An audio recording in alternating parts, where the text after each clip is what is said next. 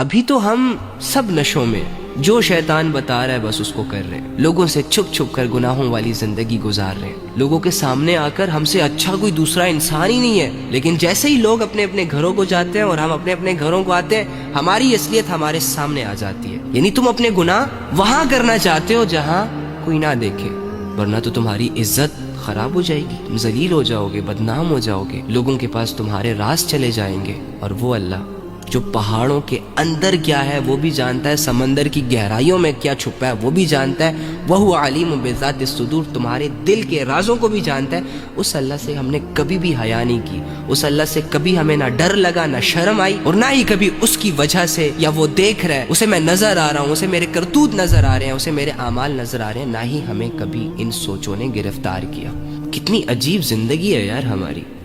ہم اپنے آپ کو عقل مند کہتے ہیں، جب بھی آپ اللہ کی طرف آئیں گے، اللہ کو راضی کرنے کی کوششیں کریں گے تو اس کے لیے آپ کو بہت ساری چیزیں کرنی پڑیں گی، بہت ساری چیزوں کو چھوڑنا ہوگا، گناہوں کو، اپنی مرضیوں کو، حرام محبتوں کو، حرام کمائیوں کو، بہت ساری چیزوں کو اپنانا ہوگا، نیکیوں کو، تقوی کو، پرہیزگاری کو، حیا کو، حلال چیزوں کو، بہت ساری چیزوں سے لڑنا ہوگا، نفس سے، ہوس سے، شیطان سے، دل میں پیدا ہونے والے گناہوں کے خیالوں سے، ذہن میں چلنے والے گناہوں کی پلاننگ سے۔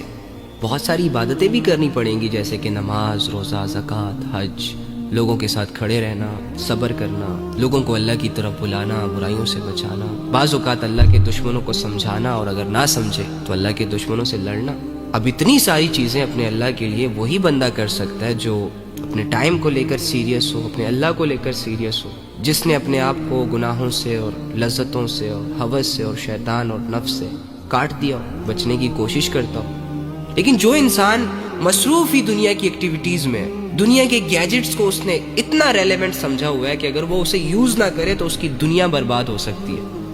وہ انسان اللہ رب العزت کے مشنز میں کیسے آگے بڑھے گا؟ جس انسان کے پاس دنیا کے لیے ٹائم ہے، آخرت کے لیے ٹائم نہیں ہے، وہ اپنے تقوی پر کیسے محنت کرے گا؟ وہ اپنی عبادتوں کو کیسے ٹھیک کرے گا؟ وہ اپنے اخلاص کو کیسے ٹھیک کرے گا؟ وہ اپنی نیت کو کیسے ٹھیک کرے گا؟ کیونکہ نفس اور شیطان نے مل کر ہمیں اچھا خاصا بگاڑ دیا۔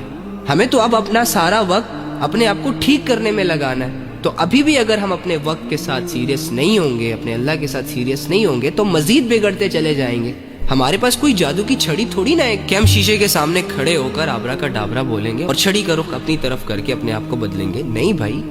صحابہ نے اپنے ایمان کو بچانے کے لیے خون بہایا، جانیں پیش کی، اولادوں کو قربان کیا، کاروباروں کو قربان کیا۔ ہمیں یہ چاہیے کہ کم سے کم پسینہ تو بہائے، کم سے کم اپنے جسموں کو تھکائیں تو صحیح۔ اب بہت سارے لوگ ہوتے ہیں جو کہتے